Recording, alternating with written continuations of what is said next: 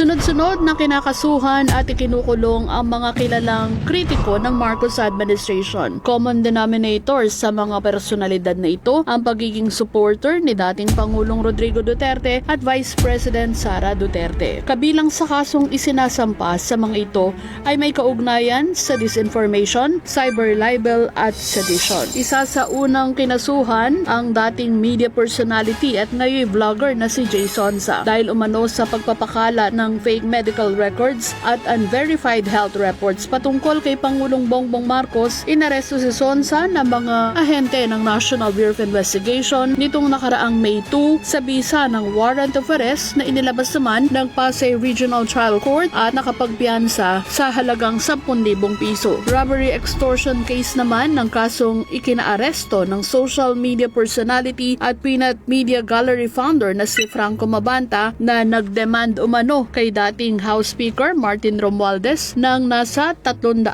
hanggang 350 milyong piso. Dahil naman sa paglabag sa Code of Ethics at defamation, sinuspinde ng Philippine College of Physicians ang health advocate na si Dr. Tony Liachon. Inakusahan daw ni Liachon ng katiwalian at unethical practice ang mga kapwa manggagamot sa isang public hearing ng walang basehan at ebidensya para patunayan ang kaniyang bintang partikular sa isyu ng Dengvaxia. Pinaka-latest sa kinasuhan at inaresto sa kasong cyber libel si dating Ilocos Sur Governor Luis Chavez Singson. Walang impormasyon kung ano ang basehan at sino ang nagreklamo laban kay Singson, ngunit naniniwala ang dating gobernador na ang kaso ay bahagi ng intimidasyon at i-discredit ang kaniyang panawagan para sa investigasyon ng flood control anomaly. Ang pagkakasangkot din sa flood control controversy ang ugat ng pag-aresto at kasong plunder laban kay Senador Jinggoy Estrada. Sinabing susunod na kakasuhan dahil din sa flood control anomaly si Senador Joel Villanueva. Bukod pa rito ang isinamparing plunder case laban kay Senator Rodante Marcoleta dahil sa hindi idineklarang campaign contributions sa kabila ng ibinesura na ito ng Commission on Elections. Kabila ang kasong kriminal naman ang hinaharap ni dating Congressman Mike Defensor. Bagamat walang kasong hinaharap sa bansa, fugitive namang itinuturing ngayon si Senador Ronald Bato de la Rosa dahil sa pagtatago nito para maiwasan ang warrant of arrest na inilabas ng International Criminal Court o ICC. Damay siya sa kasong crimes against humanity na hinaharap ni dating Pangulong Duterte dahil sa war on drugs ng kanyang administrasyon. Inaasahan ding may ilalabas na warrant of arrest ang ICC laban naman kay Senador Bongo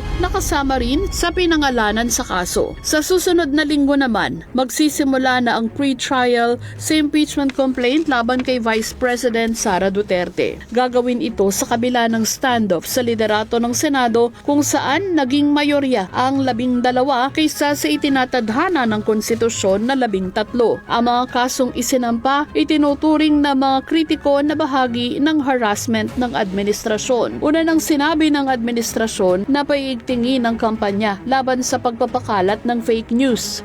Nagpaalala na ang Commission on Human Rights laban sa posibilidad ng paglabag sa free speeches na ginagarantehan ng konstitusyon. Ang kasalukuyang pagsasampa ng kaso sa mga kritiko ay sinasabing nagdudulot ng chilling effect at angkang busalan ang pagbatikos sa mga mali ng administrasyon. Kaya ang tanong, nasa ilalim na ba tayo ng martial law? Ako po si Weng de la Fuente at ito ang datos, ang totoong kwento sa likod ng mga issue.